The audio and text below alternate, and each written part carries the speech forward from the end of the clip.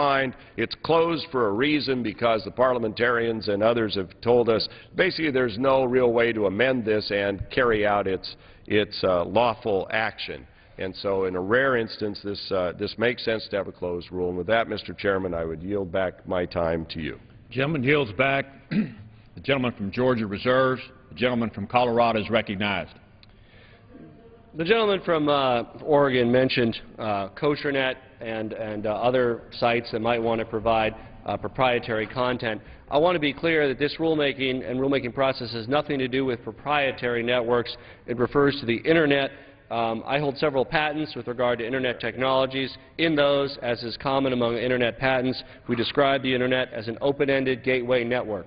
To the extent that there are thriving proprietary networks, be they religiously affiliated or commercial, the FCC is not talking about those with regard to this matter. Mr. Speaker, I'd like to submit for the record an article from yesterday's Star Tribune, Court Rejects Suit Over Net Neutrality Rules. Will the gentleman yield on that prior point? Because I don't believe that was the case. I'll be happy to discuss it on your time. I want to move on to the point I was going to make, but I will be happy to enter colloquy with you on your time. The Star Tribune says Court rejects suit over net neutrality rules. This happened yesterday. A federal appeals court rejected a lawsuit by Verizon and Metro PCS that challenged the federal government's communications rules, the FCC's communications rules. Now, what I want to point out is, like many newspaper sites, this was a decision between me and the newspaper site, an economic decision about how I would get access. Now, some newspapers want to charge for access. Others don't. I was happy the Minneapolis Star Tribune allowed me access because I wasn't about to pay. How do they pay for it? They have a couple ads in here. Apparently Bill Mayer is going to be at Mystic Lake Hotel and Casino coming up. I won't be there, but maybe most of the folks who read the Minneapolis Star Tribune would consider that. And then there's something called License to Thrill, also at Mystic Lake Casino and Hotel. Now, I assume they did a study and found that many of the viewers of the Minneapolis Star Tribune might be interested in Mystic Lake. And again, it was their decision. The Minneapolis Star Tribune's decision, do we sell for access? By the way, the New York Times, I think, is starting to charge for access. I'm going to have to decide whether I'm going to try to just make do with their free portion or somehow loop in an online subscription. I do pay for the Wall Street Journal online. It's worth every penny. It's a good publication. But it's hard to strike that balance. What you are doing by not having, what this body is considering, by not having a net neutrality regime in place, is to add another party to this contract between me and the Star Tribune and say, you know what, it's not good enough, Jared Polis and Star Tribune, that they're letting you access it or you have to pay. There's also the provider. And you know what? You could have the provider say, you know what, we're not going to serve up these ads. We're going to serve up our own ads. You know what? We're not going to give you access to the Star Tribune unless you buy our Newspaper Plus service for an extra $14.95 a month. You're changing the value chain in a way that is unprecedented and conveying enormous value. Conveying enormous value because you're putting them in charge of the whole Internet, of the providers and the bandwidth and the pipelines. Yes, they are important to have. And yes, they need to have a return on investment. And yes, they support the FCC rules as a fair way to do that. Yes, given their dithers, would they rather have a reach and control the Internet? Sure. They'd rather control all the ad space on every newspaper and every other website. But they know that's a reach. There's no serious market valuation that's given by investors or investment analysts to that reach scenario that would threaten and kill the very Internet itself by interspersing a third party on my private agreement with the Minneapolis Star Tribune. That's why we need to have a free and open Internet for all, to ensure that there's not another party that comes in and steals the intellectual property and the usage of others and conveys it to their own advantage. And that's exactly what the very reasonable FCC rules have put into rule. I reserve the balance of my time. Gentleman from Colorado reserves. The gentleman from Georgia is recognized. Hey, Mr. Speaker, I'd like to yield 2 minutes again to the chairman of the subcommittee, Mr. Walton. And I thank the gentleman for yielding. I just want to point out that back on KosherNet, the Federal Communications basically singled that out and said, no, you can't, as an Internet service provider, have that kind of separate system. You can't filter out, even if you want to. And I think that's different. As for the court decisions the gentleman referenced, I don't necessarily know where he's going on that, but understand that the court said the time is not ripe yet for the appeal by Verizon and Metro PCS on the Internet rules. Not ripe because the Federal Communications Commission has not put these rules into the Federal Register because they haven't completed some of their due diligence, apparently, on the effects on business. Now, the other point I want to make, so that'll still be ripe to litigate later on. The other point I want to make is understand that while these rules promulgated, I believe, outside of the authority of the FCC, apply to the Internet service provider, the pipes, if you will, they do not apply to the content providers on the other end. So in other words, once you get on the freeway, as we know the Internet, you want to get out in the neighborhoods eventually. And so a lot of people go to a particular search site, let's say, a search engine, and that search engine's making enormous decisions about where you end up on the Internet. Those search engines and other providers like that, they're not under these rules at all. And I would suggest I'm not eager to have them under these rules, but I find it fascinating that they can block, they can tackle, they can hide, they can change their algorithm. So, you know, by the time you search for something, you may get moved from number 1 in your category to number 71 because they make some decision in their algorithm. And so there's a lot going on out there. But I would say this, most Americans have access to broadband. Most of us are on the Internet. And we are a very powerful community when somebody misbehaves. And generally the Internet has been successful because misbehavers have been punished by the consumers in an open and free marketplace effectively and quickly and much better than through a government regulatory regime. Gentleman's time has expired. The gentleman from Georgia reserves. Myself, 60 seconds. Gentleman's recognized for 60 seconds. Just to say, in this theme of folks with the best of intentions ending up with the tremendous burdens on small business, I've just been informed and would like to inform this body that the Senate has passed H.R. 4, the House's repeal of the burdensome 1099 regulation requirements in Obamacare, by a vote of 87 to 12. The bill's now on its way to the President for his signature. This represents a huge win for American small businesses, a huge win for the abolition of burdensome government regulation, and the first official partial repeal of Obamacare that will go to the President's desk and become law. And I thank the Chair. Right.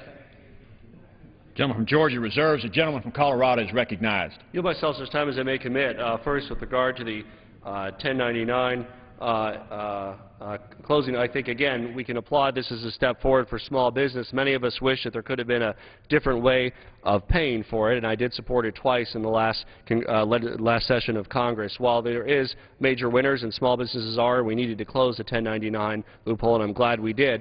The losers under this are American families making about $80,000, $85,000 a year, which will be stuck with a large Republican tax increase. Mr. Speaker, with regard to net neutrality, it is indeed a brave new world that we face on the Internet. And I've been an Internet user since the early 1990s. As I mentioned, my first company was an Internet service provider, so I have experience on that front. It is the very dynamism of the Internet itself that brings its value to humanity and to Americans. And that's why it's important to protect that under net neutrality and open Internet provisions. Another critical provision that's generally had support from across the aisle in prior sessions has been a transparency requirement that would require broadband providers inform consumers about how or whether they're tiering access. Part of the issue has been we only find out about these things after the fact, after very technical analysis, and accusations are made and have to be discovered. We would like to know, and one of the reasons I oppose this rule is Ms. Matsui offered an amendment that would have increased consumer confidence and led to greater investment in broadband infrastructure by supporting simple transparency with requirement with regard to this matter. Net neutrality keeps the Internet free and open. It's that simple. Just as the Postal Service can't discriminate in delivering legal content, so too the Internet should not discriminate in delivering legal content. Proprietary networks can work their will, and the gentleman from Oregon mentioned KosherNet, or people, users that might only want certain access on their machines. They're empowered to do that under open Internet regulations. They can have programs on their local machine that can say, you know what, many parents do this. They want to have parental controls or block certain sites. They could only have certain sites that are accessible and block down all other sites. Many people, they're empowered to do this, not by their provider. No, they're empowered to do this by choosing the software and the service that they use to be able to restrict the Internet for themselves or for a minor that lives in their home. These decisions should not be made by large, multinational corporations deciding which Internet you have your own access to. 70% of American families only choose between one or two broadband providers. For them to have access to the Internet, not the Internet minus like they have in China, not the Internet minus that too many Americans could face if we don't encode open Internet regulations into rule or law. If we want to retain that access, we need to make sure that the value of the Internet and the dynamism that's created by the content and application providers have unfettered access to consumers in America and across the world. And I reserve the balance of my time. The gentleman from Colorado reserves. The gentleman from Georgia is recognized. Mr. Speaker, at this time I'm pleased to yield 4 minutes to a thoughtful member of the Energy and Commerce Committee, the gentleman from Florida, Mr. Stearns. The gentleman from Florida is recognized. Asked unanimous consent to revise and extend. Let me just bring the attention to this side of the aisle that some of the issues you're talking about, transparency, moves into privacy. We hope in the near future we do have a privacy bill, but I think some of the things you're concerned about impacted with the privacy and not necessarily in this debate dealing with House Resolution 37. As a former ranking member of the Telecommunications Technology Subcommittee, both the ranking member Joe Barton and I have sent 3 letters to the FCC Chairman Janikowski expressing, simply our strong opposition to his plan to regulate the Internet. In fact, I've introduced legislation the past 2 Congresses to try to prevent the implementation of the net neutrality rules, and other members have supported us. So there is a long record here, I would say to my colleague on that side of the aisle, of our side trying to prevent Janikowski, the chairman of the FCC, from regulating the Internet. In fact, he went so far as to step out and try to do it. There was a Comcast case in April of 2010 decision. The court found that the FCC failed to demonstrate it had ancillary authority under Title I. So under Title I, the courts ruled they did not have the authority to regulate Internet network management. So I think the courts itself have corroborated what Mr. Walden has indicated. So, what you're arguing is against a court case that actually occurred. And as far as the technicality that Verizon was involved with, they're going to continue their suit. They feel they have a strong argument, and as Mr. Walden pointed out, it's just the technicality. They're going to continue to go forward. I'll also mention a little bit what the chairman, Mr. Walden, has indicated dealing with the 706 rule. The FCC claims it has authority to enact this under the 706 rule of the 1996 Telecommunication Act. I was one of the conferees on that act. Yeah, and they're using this as a way to advance telecommunication capability, saying they have the authority. But they can't rely on 706 because, as the agency has previously acknowledged themselves, Section 706 is not an independent source of authority, because 706 talks of removing barriers to infrastructure investment, but the rules themselves will erect barriers to investment. So the FCC's claim simply stretches the authority under these provisions. So I think between the Comcast case and the interpretation that 706, they don't have any authority to do this. And in a larger sense, what we're talking about is when the FCC moves out and starts to regulate the Internet, that creates uncertainty in the economy, uncertainty into people who are investing vast sums of money for fiber optics so that they can spread broadband. And heaven knows we don't need in this economy this uncertainty. So I think the FCC was unwise just from a standpoint of the economy to strike this uncertainty. The Internet has been pointed out, exists. It's been open and thriving for all these years. And because of a deregulatory approach, if we step in and let the FCC start to regulate the Internet under Title I, then it's going to create this uncertainty. And that's, in fact, why Verizon is moving forward. And as others have pointed out, a lot of people are fearful of the FCC. That's why they won't say anything.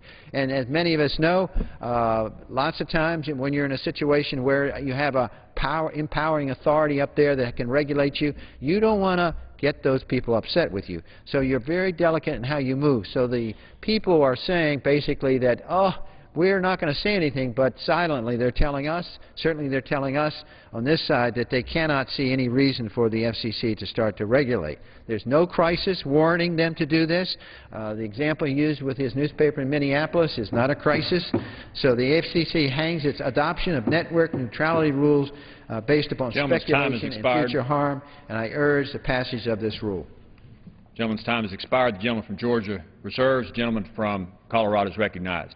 The net neutrality rules are consistent with the D.C. Circuit ruling in Comcast versus the FCC, and in fact, that advances the congressional mandates. The rule fulfills the FCC's mandate from Congress and what their mandate to encourage broadband deployment by supporting innovation and investment, among their other duties. And in fact, last year, Congress had a chance to advance legislation in the area around protecting Internet freedom, and that legislation was supported by many public interest organizations, high-tech companies, and yes, many broadband carriers. That would have put in statute a set of net neutrality rules, and that would have definitively, through statute, removed the threat of Title II reclassification. Unfortunately, that legislation was blocked by Republicans in the House. So, again, I think when Mr. Walden mentioned that there were some folks on the broadband side that might have been coerced into supporting something as a result, fearing that there would be a threat of Title II reclassification, it was the activities of Republicans that specifically prevented the removal of that Title II reclassification threat. And again, I would like to point to remarks by many investment bankers that is not seen as any serious regulatory overhang with regard to the valuation of stocks in that area, because there is no effort to move forward with Title II regulation. Obviously, with regard to this matter, if it's creating somehow this much controversy around what should be non-controversial rules that enshrine into place the current free and open Internet policies that have seldom been violated, but we fear might be violated more in the future, if that's provoking this kind of discussion, even though all the major stakeholders discuss it, you can imagine what type of discussion would ensue if there was a serious effort to reclassify under Title II.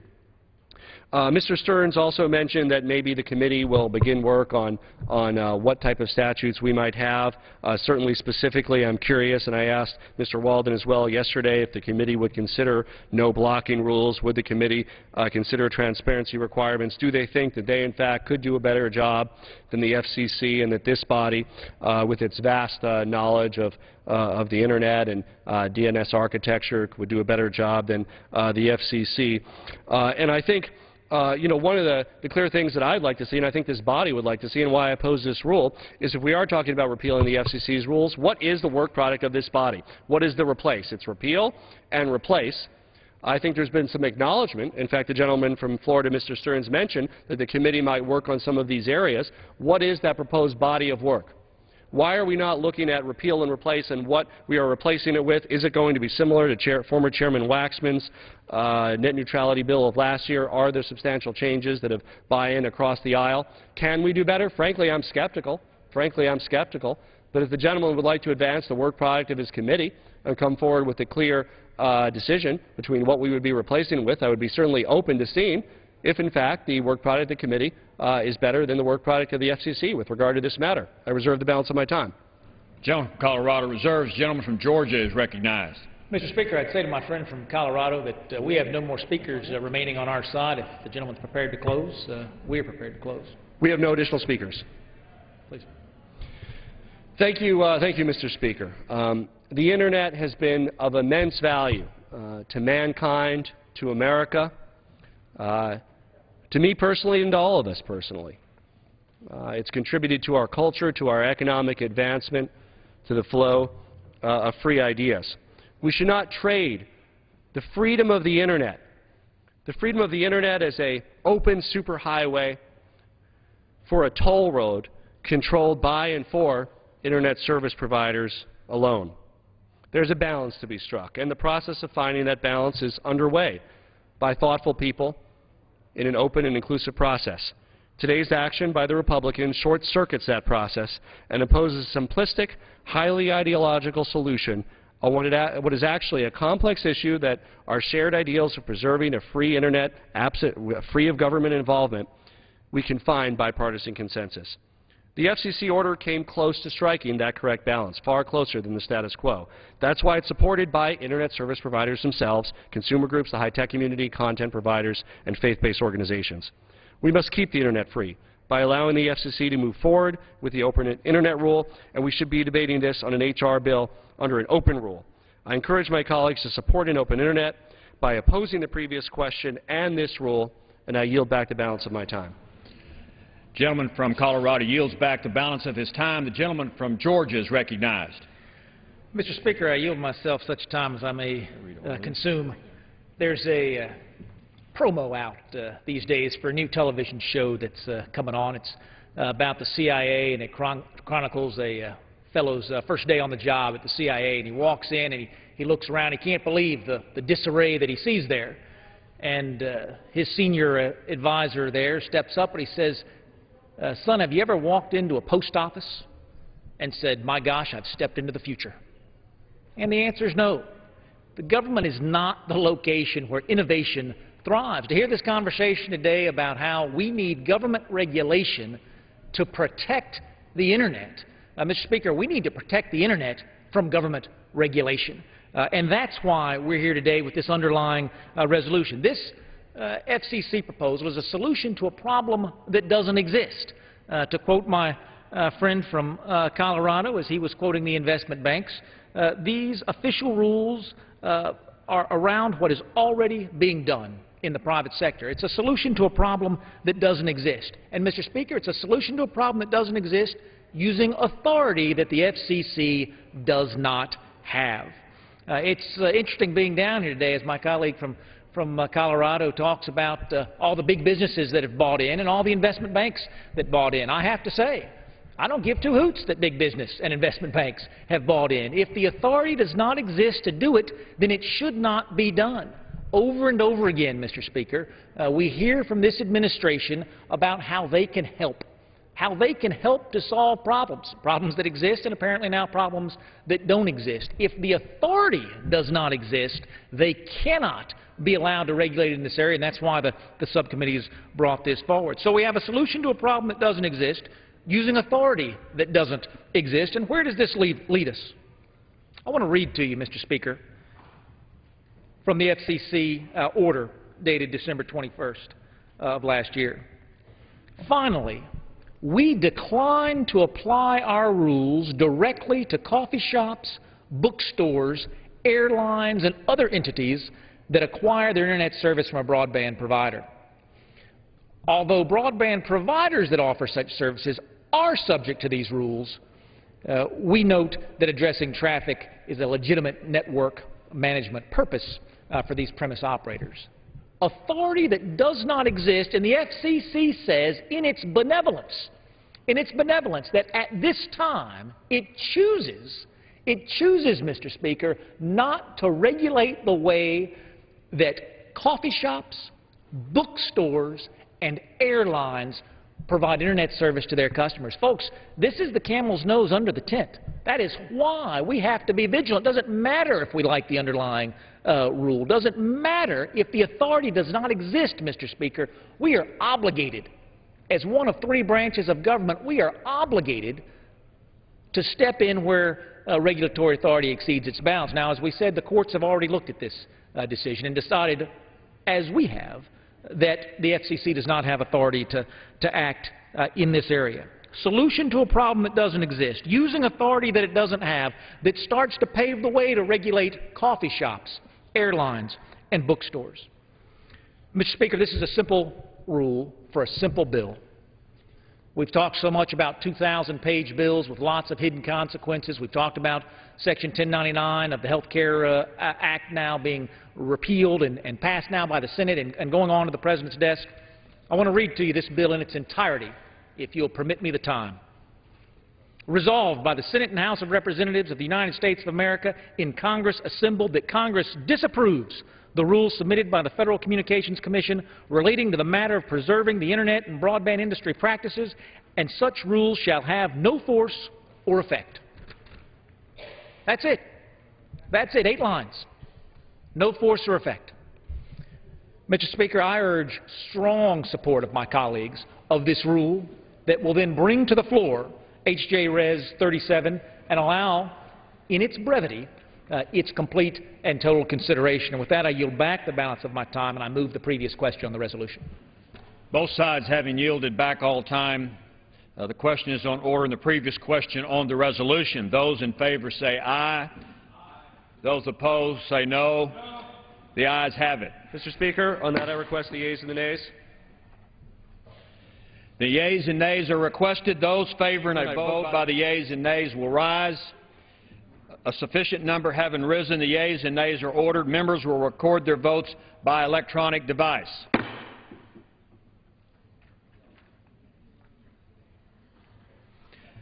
Pursuant to Clause 8 and Clause 9 of Rule 20, this 15-minute vote on ordering the previous question will be followed by 5-minute votes on adoption of the resolution, if ordered, and approval of the journal, if ordered. This is a 15-minute vote.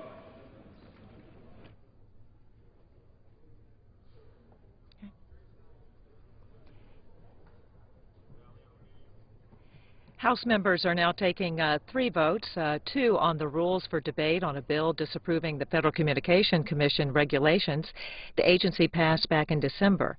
That would be regarding net neutrality, the idea that Internet providers allow all content providers equal access to networks. Then there will be a 5-minute vote on the debate's rules. This first one is a procedural vote, and then the final vote, a vote on the House Journal for the day. Earlier today, Budget Committee Chairman Paul Ryan of Wisconsin met with reporters to answer questions about the 2012 budget plan he unveiled.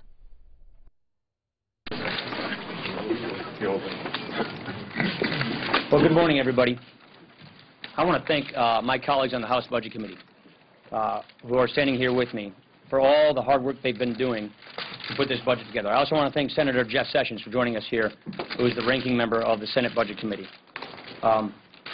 This is the path to prosperity. This is the budget that we are putting forward today. This represents our choice for our country's future, and it's our commitment to the American people. Look, the facts are very, very clear. For too long, Washington has not been honest with the American people. Washington has been making empty promises to Americans from a government that is going broke. The nation's fiscal trajectory is simply not sustainable. The debt is projected to grow to truly catastrophic levels in the near future, leading to an economic collapse and a diminished future. We don't need clever politicians in Washington. We need real leadership, and that is what we intend to provide.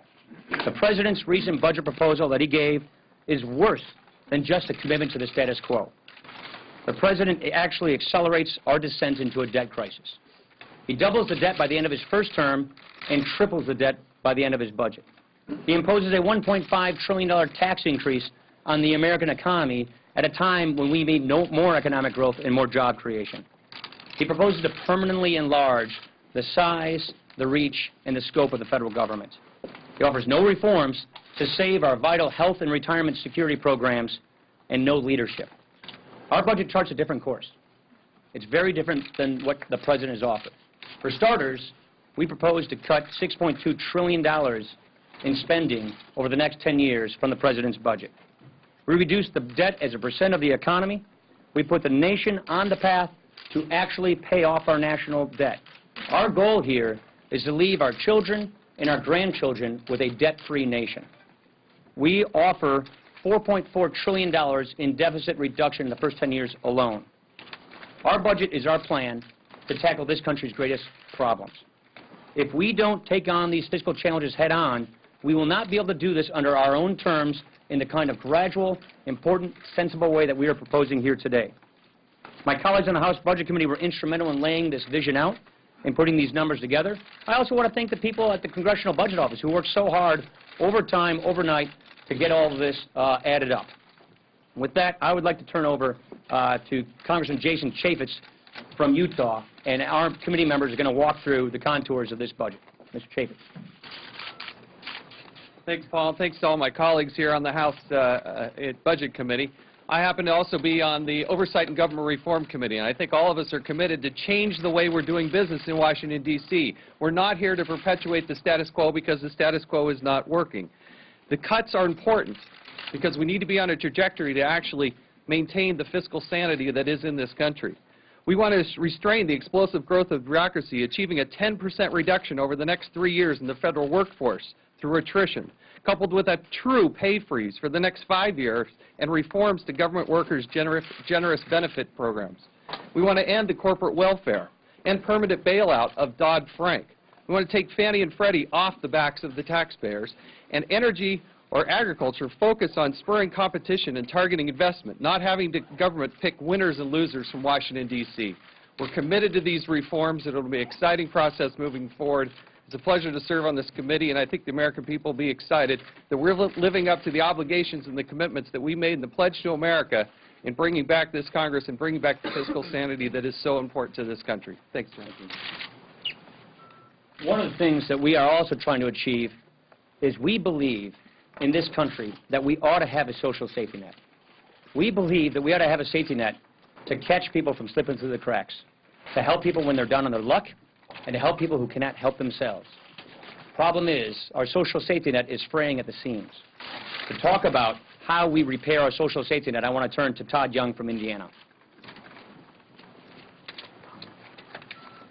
Well, we mustn't just focus on getting government smaller and more efficient. It has to be more effective, and nowhere is that more apparent than with respect to our nation's social safety net. We in this budget build upon the successes of welfare reform in the 1990s, starting with Medicaid, which we know is a program that for decades has ensured access to health care to millions of low-income Americans. We want this program to be sustainable. Unfortunately, under the current financing model, it's unsustainable. So we took a look at the financing structure, which is driving our national debt higher and straining state budgets. Governors like Mitch Daniels of Indiana, governors of both parties from around the country are asking for more flexibility with respect to the Medicaid program. We give it to them. Our approach is to end the onerous one-size-fits-all approach to Medicaid financing. Instead, we convert all federal spending into block grants, into allotments to each of the respective states. We give governors, in conjunction with their state legislatures, the flexibility to tailor Medicaid to the needs and desires of their own citizens. We took a similar approach to food stamps and to housing assistance. These are other one-size-fits-all Washington programs where we change them to block grant programs to the states. We give, again, governors flexibility to target aid to the neediest citizens. And finally, we recognize that the best welfare program is ultimately a job. So we reformed our job training programs. We consolidated the current complex maze of dozens of federal job training programs into a single program, a program that we can hold accountable. It's a targeted scholarship program that is going to truly prepare our workers for a 21st century globally competitive economy. These are bold programs, bold reforms, but they're reasonable reforms, the sort of thing that many of us campaigned on before we came here in Washington. I welcome a constructive dialogue with our colleagues about how we can further strengthen and sustain our social safety net for our lowest income Americans. Thank you so much.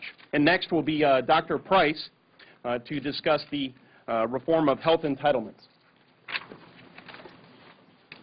Thank you, Todd. Americans are truly sick and tired of Washington's accounting tricks and budget gimmicks and, as the chairman said, empty promises. This budget right here, this path to prosperity is based upon facts. And as a physician, I can tell you that the facts are that Obamacare is a threat to the affordability and accessibility and quality of health care. It takes away choices from patients and families and doctors and saddles workers and job creators and taxpayers with trillions of dollars in costs. And the facts are that the current Medicare spending is growing at a rate twice as fast as the nation's economy, with 10,000 baby boomers reaching retirement age every single day. Now this budget repeals Obamacare and saves Medicare so that health and retirement security will be possible for all Americans. This budget repeals and defunds the government takeover of health care so that we can advance patient-centered health reforms. And this budget reflects an honest assessment about the current unsustainable trajectory of Medicare and saves the program for future generations. Under this budget, we provide a common-sense solution by allowing folks to have access to the same kinds of coverage options that members of Congress enjoy. No changes, let me repeat, no changes are made that would affect those in or near retirement. This budget also forces action on saving Social Security by requiring the President and congressional leaders in both chambers to put forward solutions to save this critical program. Many of us have offered ideas on how to save Social Security, and more will be forthcoming. And this budget clears the way for those solutions and requires all to come to the table. This budget, right here, will move us from an era of debt and doubt and despair into a stable and secure future by being honest with the American people. I'm honored and proud to stand with my colleagues of the Budget Committee to support the path to prosperity. Next, we're going to hear from Representative Diane Black from Tennessee, a member of the House Ways and Means Committee on Tax Reform. Thank you, Chairman Ryan, and I am proud to be standing here today as a member of the committee unveiling a budget that takes real steps to get this country's finances back on track and focuses on real economic growth and job creation.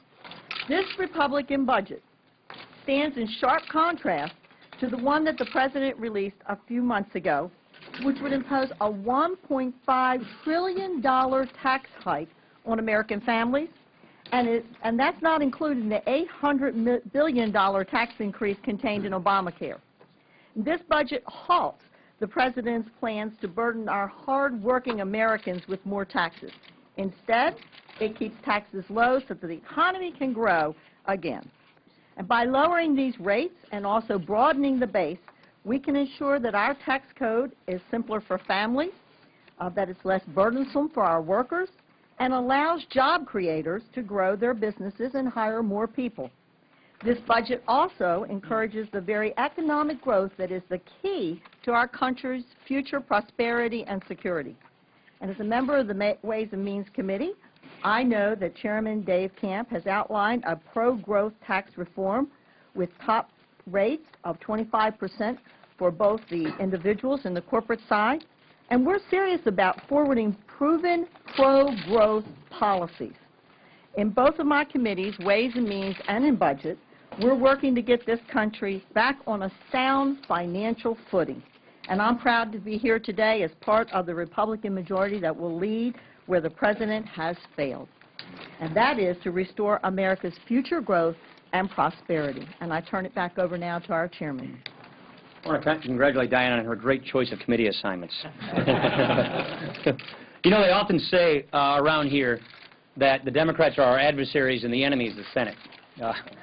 That is not how we view Senator Jeff Sessions. Let me now turn it over to the ranking member of the Senate Budget Committee, Senator Jeff Sessions. Well, this is really not a political matter at its bottom. President Obama's Budget Committee chairman told us, Erskine Bowles and Alan Simpson, that we are facing the most predictable financial crisis in our nation's history. Therefore, we have to act. The Budget Act requires 3 budgets to be submitted, one from the President, one from the House, and one from the Senate. The President has submitted the most irresponsible budget in the history of this republic, facing the kind of systemic threats that we know we face. As his own debt commission has said, he has punted. He increases spending every year, discretionary and defense. He increases taxes and increases debt. Interest payments would go from $200 billion last year to $940 billion in 10 years. So, the Senate has produced nothing, and the House has stood firm. You have, in the face of all kinds of threats, that we're going to attack you, and we're going to use every kind of political force against you. You have looked the American people in the eye and submitted a fact-based budget that will stand up to scrutiny, that will alter the unacceptable trajectory we're now on. People can disagree and make suggestions about the details, but fundamentally, it's an honest budget, the most historic and positive event I've seen since I've been in Washington. I believe it will make a difference. Congratulations. And we're going to take the matter to the Senate. We're going to stand up to those who are going to attack you for having the courage to tell the truth about the challenges we face. And I believe you're starting a national dialogue, Paul, all of you. Thank you for your courage and your willingness to stand firm. Thank you, Senator. Now let me walk you through some of the charts and some of the numbers. If you take a look at the screens on the side here. First of all, let's look at spending.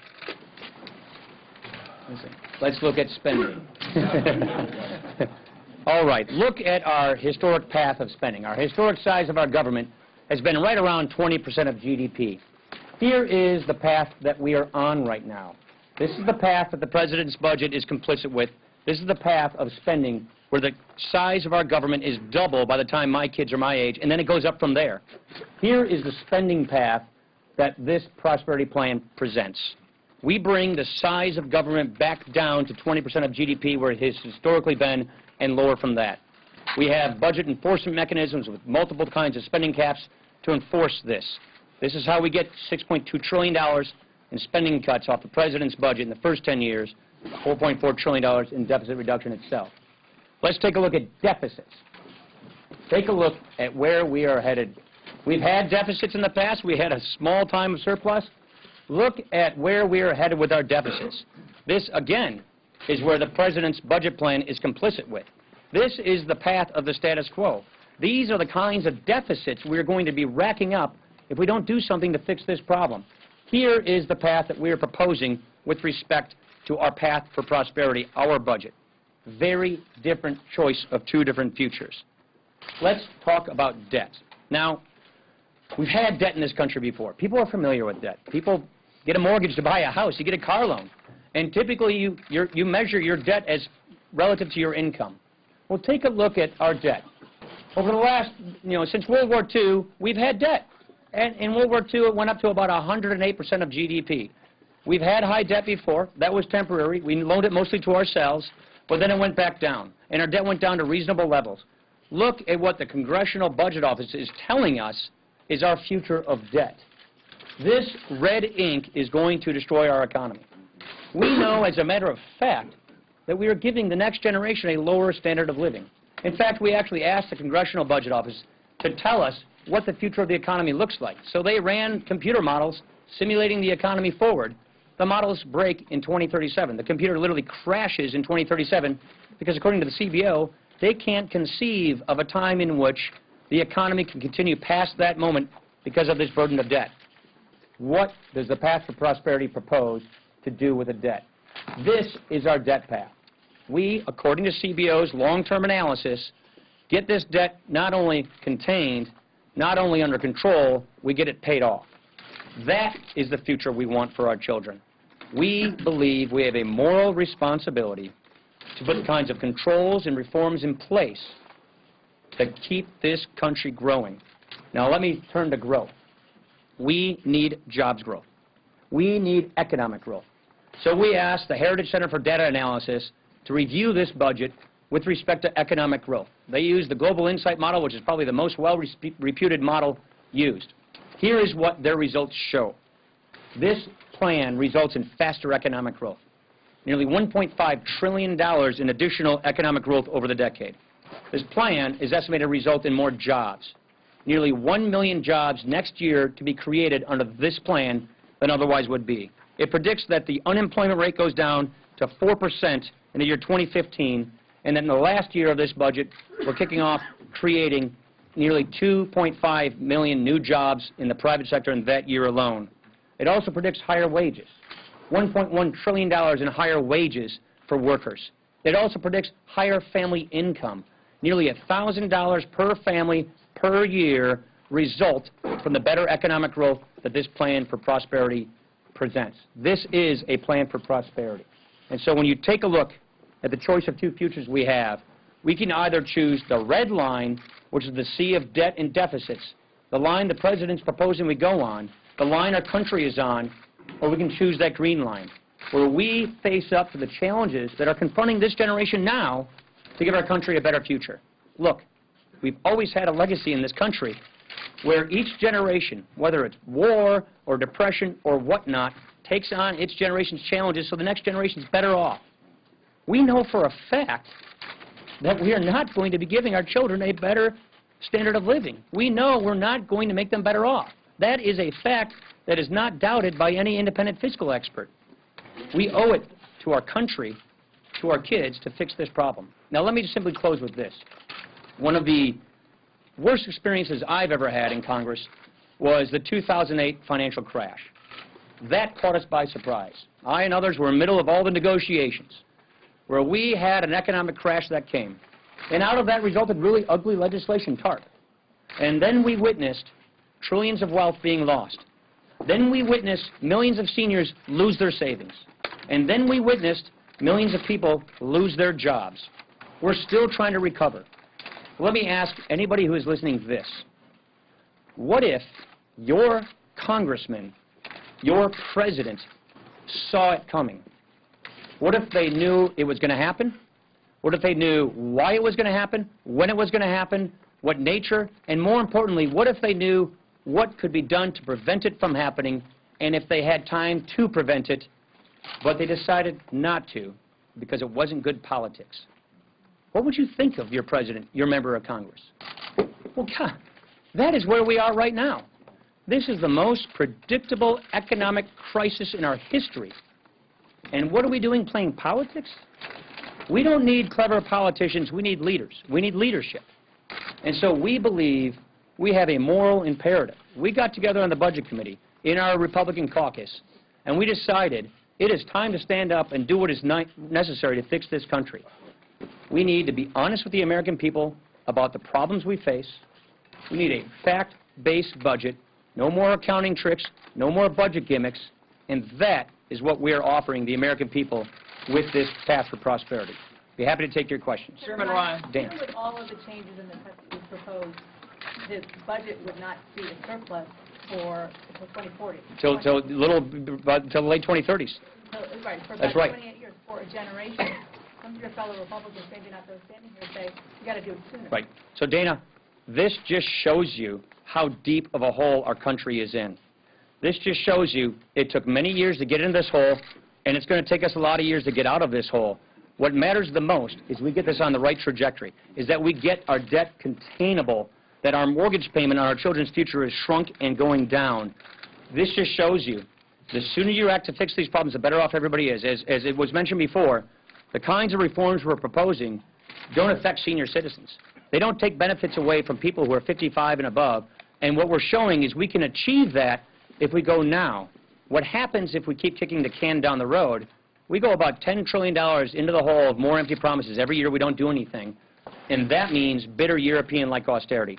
That means cuts to seniors, tax increases that slow down the economy.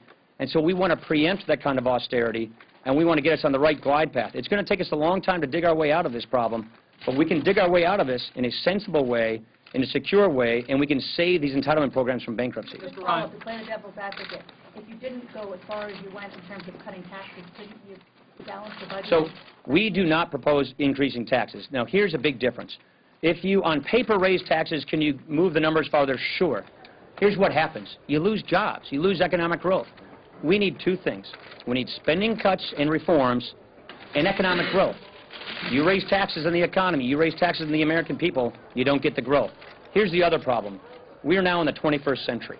We are in a global economic environment.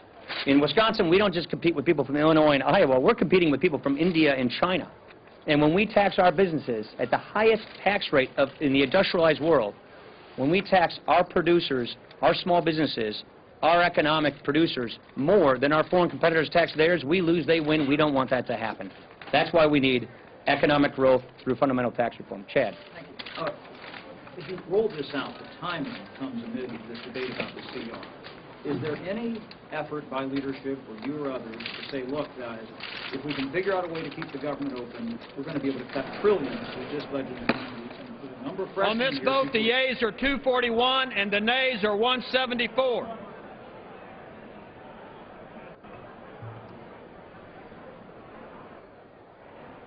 Ms. Castor.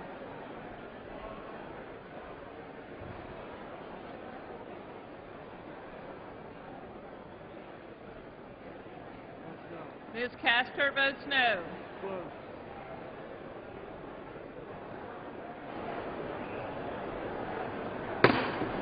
On this vote, the yeas are 241, the nays are 175. The previous question is ordered. The House will come to order. The House will come to order.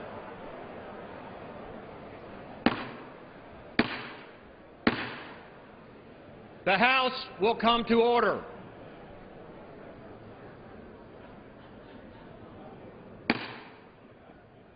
all members will take their seats or remove their conversations from the floor. The House will come to order.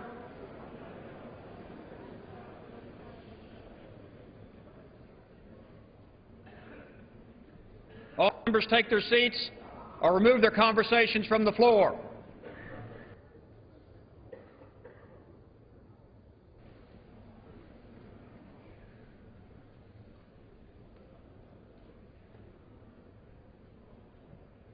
The Chair would ask all present to rise for the purpose of a moment of silence.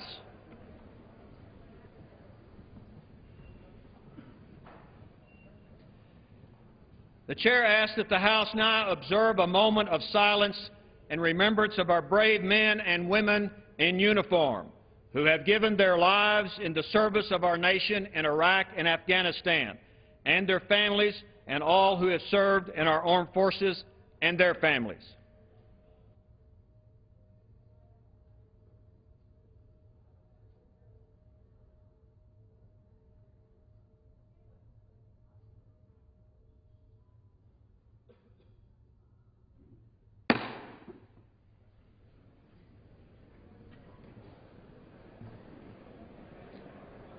Without objection, 5-minute voting will continue. The question is on adoption of House Resolution 200. Those in favor say aye. Those no. Opposed say no. In the opinion of the Chair, the ayes have it. That's the yeas and the nays. The yeas and nays are requested. Those favoring a vote by the yeas and nays will rise. A sufficient number having risen, the yeas and nays are ordered. Members will record their votes by electronic device. This is a 5-minute vote. And now a vote on the debate rules for blocking FCC Internet regulations passed in December, a challenge to the idea that Internet companies must allow equal interest access to all content providers. In the first court challenge to the FCC's net neutrality rules, a federal appeals court today threw out lawsuits filed by both Metro PCS and Verizon, arguing that the lawsuits were premature. The appeals for the District of Columbia said that service providers challenged the rules before they were published in the Federal Register. Verizon indicated it will refile its complaint against the FCC's rules for wireless and wireline networks, arguing that the FCC does not have the right to impose rules on how they manage traffic on their networks. During this vote, more now from Representative Paul Ryan of Wisconsin, talking about his proposal released today to cut $6 trillion over the next decade. Fulcrum to keep the government open. Just, I know the timing. This is how we do this every year. Yeah. Yeah, so the question is, we have the CR, we have a specter of a government shutdown. We're talking about billions in spending cuts. Does this help move us through this moment? First of all, the reason we're talking about a CR and a government shutdown is because the Democrats didn't pass a budget last year. For the first time since the 1974 Budget Act, the House Democrats last year didn't pass, let alone even propose a budget. That's why we're in the mess we're in right now. Second point is, the Budget Act says have your budget ready by April 15th. You know what? We're going to play by the rules. We're going to actually not only propose a budget, we're going to move a budget in a timeline that has been prepared by the Budget Act. So we do want to get from talking about saving billions of dollars, which we want to save, to talk about saving trillions of dollars and getting this country on the right path. And that's what this does. Does this, I mean, again, I know the time... I don't know the answer to the question whether this helps us pass the CR or not. That remains to be seen. Look, we will have passed 3 bills now, once this bill is passed, to prevent a government shutdown. We passed our first one something like 45 days ago. The Senate hasn't passed one. So if you're asking about who's aiming for a government shutdown, look at the legislative chamber, the United States Senate, that has not passed one bill to prevent the government from shutting down. We don't want a government shutdown, but we also don't want to rubber stamp high, big spending. We want spending cuts as well. Taylor. Social Security is going cash negative this year. Why didn't you address that? And secondly, why do you guys agree with the administration on the defense budget? Why don't you cut more than they do? So let me go with the defense budget. We think Bob Gates is doing a pretty good job. Now, people can disagree with some of the things he's done and said, but we think that Secretary Gates has done a good job of going through the Pentagon budget and looking for a bunch of waste and a lot of inefficiencies. So our budget reflects those policies. It reflects taking $178 billion in savings out of the Pentagon budget, reinvesting $100 billion of that into defense capabilities and some of the defense budget for deficit reduction. on Social Security. I will turn it over to my friend, the colleague from Oklahoma, Mr. Langford, for a moment. But let me simply say this. Health care, we know where the Democrats and the President want to go. We know what they've done to health care. We fundamentally disagree. We put out specific alternatives. Social Security is the area in which I hope we still have room for bipartisan agreement. So what we are trying to do in this budget is advance that idea, set the table, require the President to send a plan to the Congress, require the Senate and the House to submit plans so we can actually get on to the idea of saving Social Security on a bipartisan basis. And with that, I'll turn it over to Mr. Langford, who has something to say about that. Well, the issue is that we're dealing with a Senate and a presidency that at this point that's saying Social Security is later. What we want to be able to do is set it out and say, let's have them look at it and to say, if this is not solvent at this point, then we've all got to come to the table with a plan. At least, step one of this, admit there's a problem. Currently, we've got the Senate and the presidency that are saying there may be a problem, but it's much later than now. We can have good options on this and resolve it if we'll get on it, but we've got to get all three groups to the table. So step one for us is a very clear statement to say all of us have got to come to the table. We look at it. If we're shown to be insolvent in this current time period, it puts a trigger for the House. The Senate and the Presidents all bring a plan. We all sit down and start working through the plan. So we've got to all get together on it. John. The fundamental deal, the bargain that was in the Simpson-Bowles agreement was that Democrats were going to accept changes in the entitlement program they just didn't want to do. Republicans were going to accept changes in the tax system they didn't want to do, and everybody was going to swallow pain for some kind of political deal. Why are you basically rejecting that, that agreement, that everybody is going to do something they really don't want to do? So I'd say a few things. We have dozens of proposals in here from the Deficit Commission. I was a member of the Deficit Commission. Look, I think Erskine Bowles, he's my favorite Democrat, by the way, and I hope I didn't hurt him by saying that. Erskine Bowles and Alan Simpson did a great job. We're taking dozens of provisions from that Deficit Commission and advancing it, including it in this budget. The reason I didn't vote for the Deficit Commission at the end of the day, and I think I can speak for the other House members, Hensarling and Camp, is because it didn't address the key drivers of our debt, health care. So this is why Alice Rivlin and I put out a plan in the Debt Commission to deal with Medicare and Medicaid.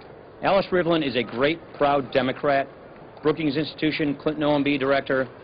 This path to prosperity builds upon those Rivlin-Ryan plans that we put in here. But the reason we didn't support the Debt Commission is it didn't, in my opinion, deal with the drivers of our debt. The issue on taxes is this. If you tax something more... The yeas are 241, the nays are 178. The resolution is adopted.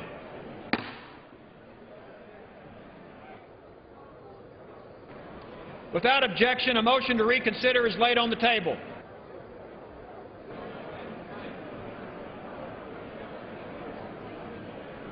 Pursuant to Clause 8 of Rule 20, the unfinished business is the question on agreeing to the Speaker's approval of the Journal, which the Chair will put to a de novo. The question is on agreeing to the Speaker's approval of the Journal. Those in favor say aye. Those opposed, no. In opinion of the Chair, Mr. Speaker, the gentleman from Virginia is recognized. On that matter, I would request a recorded vote. A recorded vote is requested. Those favoring a recorded vote will rise. A sufficient number having risen, a recorded vote is ordered. Members will record their votes by electronic device. And this is the final vote on approving today's House Journal. Here's the last few minutes of Congressman Ryan's briefing on his proposal released today to cut $6 trillion over the next decade by bringing non-security discretionary spending to 2008 levels, reforming Medicare by offering government-subsidized private insurance options, and reforming Medicaid through state block grants. Ryan's proposal also repeals the health care reform bill and caps tax rates at 25%. You can hear all of Representative Ryan's briefing on his long-term spending plan tonight on C-SPAN at 8 p.m. Eastern, and that'll be also followed at 8:40 by Maryland Representative Chris Van Hollen, the ranking member of the Budget Committee, responding to the proposed budget cuts. Also, you can watch any of this online anytime on cspan.org. Here now, Representative Ryan. More is more. We want them to be taxed less so we can get more of them, more jobs, more growth. So we're proposing very similar to Simpson-Bowles, just not the revenue-raising side of it. Lower the tax rates, broaden the tax base to get more economic growth. That is what the Commission recommended. We follow within the general thrust and framework of that in this. And real quickly, on Ribble and Ryan maintained the fee-for-service. No, it didn't. Ribble and Domenici does what you're saying. Ribble and Ryan is different. But I think that is something, as we go through the specs of this, as we follow through with details, as you know, it's a budget resolution, the authorizing committees, I think that's something that we should definitely, I think that's a good idea. Carl. Congressman, what do you say to nervous Republicans who say that this is a political kamikaze mission? You've just given Democrats a big target that may ultimately cost Republicans their majority here. You know, none of them say that. Just kidding. You know, Jonathan, look at these people, look at these new people who just got here. You know, they didn't come here for a political career. They came here for a cause. This is not a budget, this is a cause. And look, we can all go do something else with our lives. We're not just here so we get this lapel pin that says we're a member of Congress. We are here to try and fix this country's problems. And that means, if that means we have to go first and offer solutions, fine. If that means we're giving our political adversaries a political weapon to use against us, which, by the way, they will have to distort, demagogue, and lie to use it, shame on them. We owe it to the country to give them an honest debate, to have that adult conversation that is necessary, and so that is our contribution to the debate. We cannot keep going down the path of fearing what the other political party would do to us if we try to solve a problem. If we keep going down that path, then we know what that future looks like. Mr. Ryan, is there any way that any of these proposals can be enacted before the next election, and what would be Sure. the path to doing that? Of course they are. I mean, look, if we try to judge our decisions based upon whether or not this can get into law or not, then we might as well just go home. Look, I think a lot of these ideas can get put into law. I think what we're trying to do is set the table for Social Security reform. I think there's a lot of things in here. A lot of things came from Democrats. I mean, a lot of these ideas came from Democrats, from the Fiscal Commission, from the General Accountability Office. So we think we're trying to get as many bipartisan solutions that have bipartisan fingerprints on them. We're putting them together, advancing them. And at the end of the day, we might just have to have a debate or a decision in this country about the choice of two futures. The path the President has proposed is a path of higher taxes, higher debt, a diminished country. We don't want that path. We want the American exceptionalism. We want the path of the American idea being alive and thriving for the next generation. Steve. A lot of Republicans, majority of Republicans, every Senate Republican signed on to a balanced budget amendment. This budget appears to easily violate that. You've got $8 trillion in more debt over the next decade. Do you need to rewrite that amendment? How is this compatible with, $8 trillion in more debt over the next 10 years, compatible with getting rid of the deficit in 5 years? I've been a supporter of a balanced budget amendment since the days I came to Congress in 1998. Our baseline, our fiscal situation has gotten so bad, this just tells you what kind of work it needs to do to fix it. One of the components of the balanced budget amendment is a cap on government spending. We propose that. I think the key focus for freedom and economic liberty is to bring the size of government down. This does that. This brings the size of government down and forces it with a cap so that our government is limited in scope so that our economy and our people can be free. This is about securing prosperity for the next generation, growing our economy now. If we would have a balanced budget amendment in law, it'd take probably 7 to 10 years to do that. And so it's pretty crazy to try and speculate what the baseline will look like at that moment. But the key here is using real numbers, using CBO, we're putting a path to getting this debt paid off. Chairman Ryan, Jay. what do you hope the administration's response to this budget will be? And is there a window here for some kind of grand bargain attached to the debt ceiling? Okay, the first question is, what do I hope the administration, I don't know. I hope they read it before they criticize it. That hasn't happened yet today. But I hope that they take a sincere look at it. I hope the administration looks and sees, well, this idea I agree with, this idea we don't. My sincere hope is we've got to get something done in this country. And yes, we have divided government. It has worked before in the past. So hopefully the administration will say, well, you know what, you Republicans on A, B, and C, we agree with you, so let's do that. X, Y, and Z, like Obamacare, we don't agree with you, and we're just going to disagree. Hopefully that kind of an adult conversation can occur. On the debt limit, We think this gives you a great menu of options and policies to pick from as a package with the debt limit. So we think we advance the conversation on going toward the debt limit, because what's the Both the purpose yeas are 310 and the nays are 104. The journal stands approved. And one present. The chair lays before the House the following communication. The Honorable the Speaker, House of Representatives.